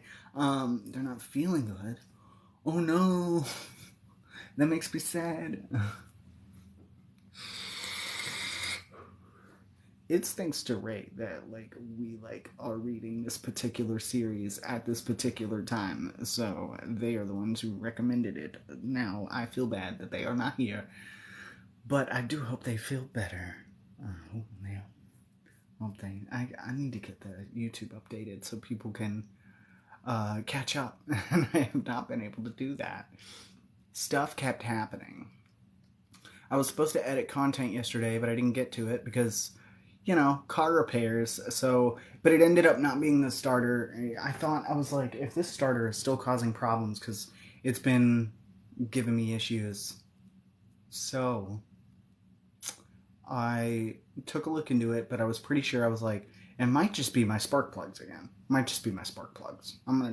change the spark plugs and see what happens, because spark plugs are a lot cheaper, And I was like, I knew I could get. So then I had to do that yesterday. And it's always like a job that doesn't seem very hard. I'm like, oh, this will be super easy. I just pop the top off the engine block, a little plastic piece, just take that off, and then I undo the hookups, and then I unscrew the bar in there, and then I pull it out. And then all the spark plugs are just sitting in there, and then you just get like a 5/8 socket wrench and unscrew there, and then pop them all out. And then you pop the new ones in, and then you jam those in there, and then you screw it tight, and then you put the bar back in there, and then you put the hookup back in, you put the screws back in, you pop the top on, and then you're done. And it should take, literally, in my mind, like I know, like I don't have to dig through anything, I don't have to go through that much, I don't have to remove bits and pieces of my car to get to where it's at. It's right there, smack on top. Should be super easy, right? 20 minutes. Nope, because there's always one screw that's just slightly stripped for some reason, and you go to unscrew it and you just can't get enough, and then you're just fiddling with the screw all day. It's always one screw that you just can't get off, or a bolt that's stuck. And it's always just like one motherfucking thing that takes too long. And you're just like, and then you can't get it off. And then you're like, hey, can you get this off? And then they can't get it off. And it's 90 degrees out, so you're sweating. Your hands are all sweaty. So then it's slipping off the wrench. And then you can't.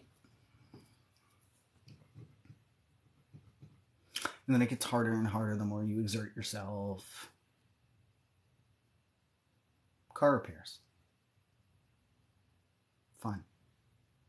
You know, if I had a big like air-conditioned garage, and like each individual thing that happened to my car didn't always cost me an arm and a leg when I do not foresee it happening, I would be totally stoked to work on my car. Totally stoked. I would do stuff voluntarily to it just to work on it. I like working on my car.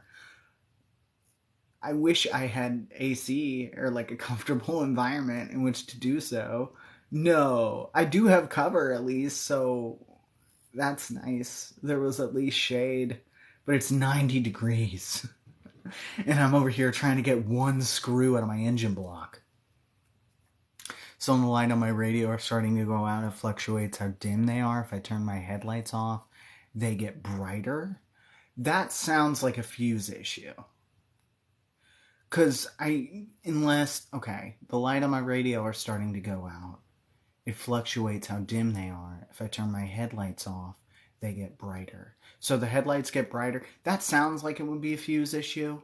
The difference is one, it depends on the car, but I would look up to see if that's a common issue for your make and model.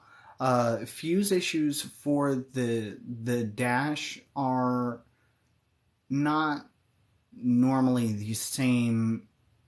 It's not always connected to the headlights is what I mean. So like the fuse placement is different. There's different fuses for different things is what I'm saying. So whatever is causing it is most likely a control in the dash, or it could be a fuse issue. You can try and replace your fuses and see if that clears the headlight issue up. And then again, it might also be that those two issues are unrelated. Just because two things are resulting in your car does not always mean that they are connected. And that's always bothersome, because you would assume that two things that start happening around the same time are connected, and sometimes they're not. And then you assume they are, and then you replace the thing that you think it is because you thought those two things were a cause of the same problem, and then you replace it, and then it doesn't fix one of the issues, but it might fix the other one, or it might fix neither, and then you just replace nothing that you needed. It's very much a weird thing to diagnose with cars, because if you're not familiar with the make and model of car, and you can make assessments that are not necessarily accurate.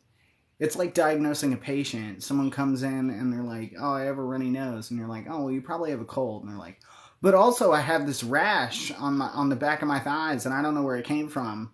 And you're like, I don't know if that's related, but it could be. Like, you're just like a doctor trying to figure out what's wrong with your car, but your car can't talk, is what it is. So I'm over here like, okay, what would make my engine lights on? I'm having a very rough idle. If you've ever sat at a stoplight, or like when you're parked and your car like shakes every once in a while, like while your engine's running, and it just like the whole car starts shaking, and it's very alarming if it happens. It doesn't always mean that the car is like breaking down then and there, but you're just like, what the fuck was that? And that's what was happening. And I was also having like a rough start. So I was like, you might need to replace your spark plugs. That is a symptom of your spark plugs going out. Or if you have replaced your spark plugs, be sure to gap your spark plugs to the appropriate gap. There's like a little wire appendage on the top of a spark plug, and it has a little gap, and it's supposed to support your car's fuel efficiency. If it is too long, your car can have trouble starting, or if it's too short, it can cause differences in your fuel emission and how effective like your fuel emission is. Basically, the way your engine works is it's a combination of the correct percentages of oxygen and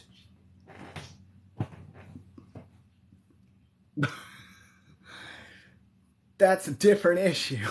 But yeah, no, like spark plugs can be like a problem, and if they aren't appropriately gapped, it can cause your car to have issues. Like it can cause like a rough start. Sometimes your car won't start at all. Sometimes it'll have a rough start. Sometimes it'll have a rough idle. It'll have trouble like shifting gears effectively or smoothly. Like if you're ever trying to gas up like and go like if you're trying to gear up to a certain speed limit, and you can feel your car like shudder into a new gear, not supposed to do that. It's not supposed to be that rough. It's supposed to be a smooth transition if you have an automatic vehicle. Anyway, I replaced my spark plugs. That's all this was about. I just thought I'd tell you a little bit about what I've been struggling with since I haven't updated content. I have been uploading videos though, which is big for me. I've been struggling with actually posting videos.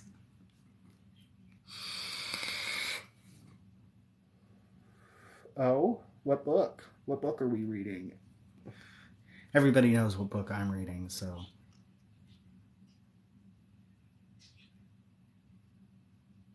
I hope that is good to know and not boring. It's like just a dude talking about his car for 15 minutes. No. But some people don't know, anyway. It's hard to figure out stuff on cars. Google everything. If you're having a car problem, Google it.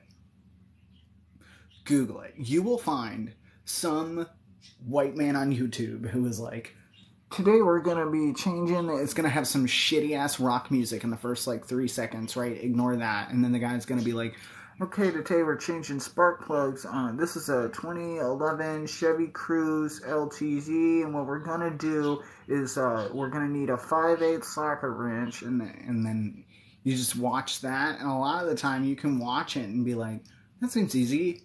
Yeah, and you probably can do it for a reasonable amount of money. I guarantee you, I would have taken my car into a shop and had them change the spark plugs. They would have tried to charge me like $120 for it, for labor and shit. Got that shit done for about $40 is what I spent on my car. Doesn't cost a lot in money, but costs a lot in time. And some parts are obviously really expensive.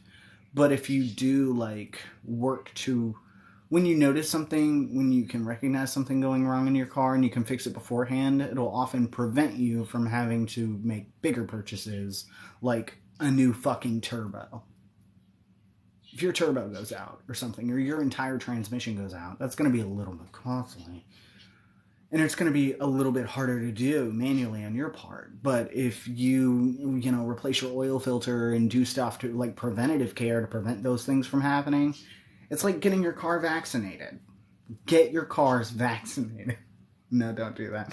But if you do all that preventative work, then you won't have to worry about like the engine failing nearly as much as if your check engine light goes on and your car has trouble starting, but you're like, that's just my car. It's a piece of shit. And then you don't worry about it and you kind of like push it to the back of your mind. Well, all that's going to impact your engine later. And then it's going to come back to bite you in the ass. And then you're like, oh, now it's going to cost $800 to replace this whole engine block. Got it. And then you're like, well, I don't have that kind of money. And then you get another car that you have to make payments on. Whereas you could have spent less than $10 on an oil filter and nip that shit in the bud yourself.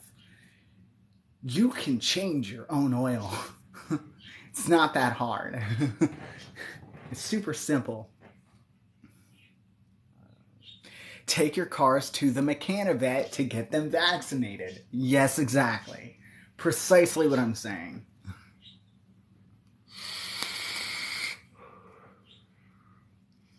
But yeah, Google also, whenever you get a car, if it's having a weird problem and you know your make and model of car, Google the make and model of your car and the problem you're having. And I guarantee you will find specialized, like, threads on like Reddit or other platforms that are like, so I have this car and I've noticed it has this issue, and then 120 other fucking people are in the same thread and they're like, I got mine and it started doing that about the same time that yours did.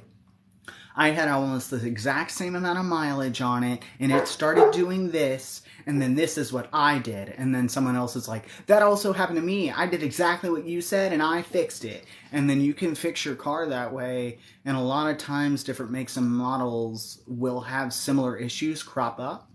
For instance, I got the same make and model car as a friend of mine, Jasmine. Only I got mine a few months earlier. So around the same time, like, I would get like a coolant issue or a coolant leak, and I was like, oh no. And then I'd research it, and then a bunch of other people who also had the same make and model of car also had a coolant leak around the same time. They were like, I had it for a few months and then this happened. And I was like, that's about the time mine started having that problem. So then I do exactly what they did, replace all the parts, and then I'd pass it along to Jasmine. And then Jasmine would be like, my car's not doing that. I don't know. Maybe it's just not. And then a few months later, she'd be like, my car started having that coolant issue. And I was like, yes. Here's all the products you need to buy. I already know what's happened. Is it your coolant tank or the coolant hose? And she was like, coolant hose. And I'm like, here's a link to the product you need. Works fine. Costs $20. There you go.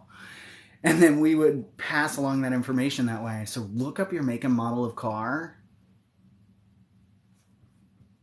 and you'll find it. You'll find if it's a common problem, a bunch of other people have probably already had it and know exactly how to fix it.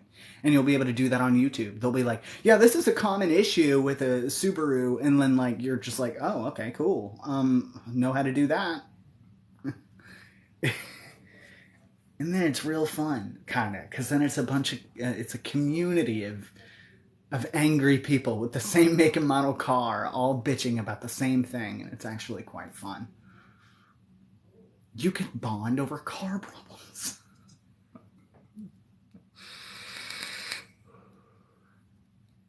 Dad's here. My husband ran his Neon out of oil and killed it. I'm like, how hard is it? It's not hard to check your oil. You get the dipstick. Okay, just, don't do it while it's hot, but like when it's not hot, when the engine cools down, you get an accurate reading. You get the dipstick out, you get like a towel, you wipe it off, stick it back in there, pull it back out, and then you get the level, okay? And if it's not up to a reasonable level, and you can see it on the dipstick, there's normally like 4 notches or whatever, and if it's down below like the first or second notch, you need more oil. Put more oil in it. And then you can do that. You just get the oil. Normally, now a lot of make and model of cars have the type of oil that you need on the cap for the oil. Like, it'll say it on there. It's really great. So if you don't know what kind of oil your car has, you can Google it. It's also probably in the owner's manual of your car. But if you don't know where that is, you can Google it. And then you get the oil and you pour it in there.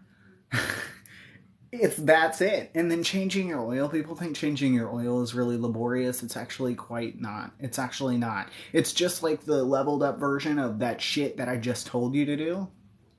Which is, you can easily get under your car. And some cars that sit lower to the ground, you might have to jack it up a little bit. Get under there. There's going to be a plug in your oil pan. And then you pull that out. You just get a pot. A shitty pot that you don't use in your kitchen anymore. Or you can splurge and get yourself like a nice little oil drain pan that's like really nice. And it's got like the little plug in there. Nice. I don't. I use a piece of shit pot. God. Who's that other trans man that talks shit about cars all the time?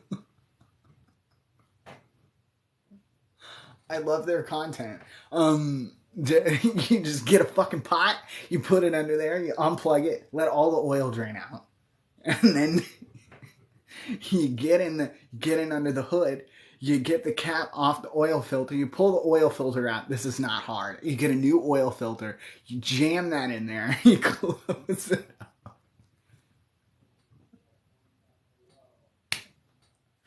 You put the plug back in the bottom. And then you take the same oil that is on the cut. It's no special oil. You don't have to get anything special into it. There's some products in there that are like, this will make your engine run smoother. It's powder. It's like these bougie ass white boys that just be doing the most for no reason. They're just like, this is a can of, this was sent to not sponsored, hashtag, like, but, and then they'll pour this powder in there and they're like, and what this does, you don't have to do all that. Just shove the oil in there, dude. And then you pour the...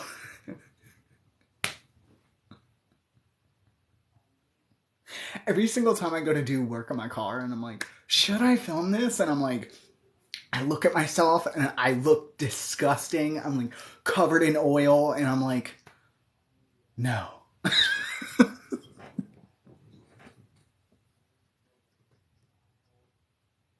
Yesterday I've had that thought. I was like, should I film me replacing my spark plugs and teach people how to replace their spark plugs? And I took one look at myself in the mirror and I was like, no.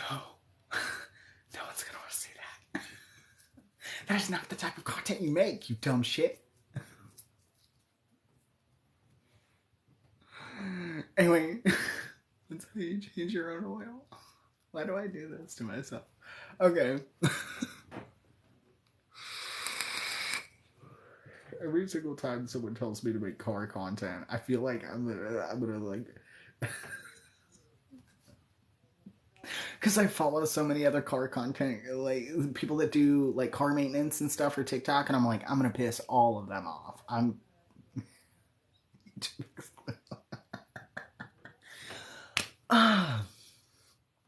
I'll just put like a blooper or something on TikTok. It's also like TikTok isn't very friendly to like long form content.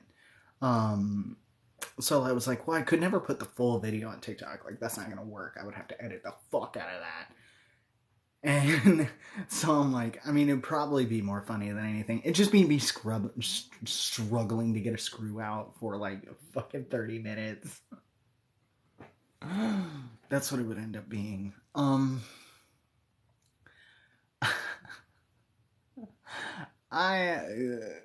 Thank you for listening to my car troubles.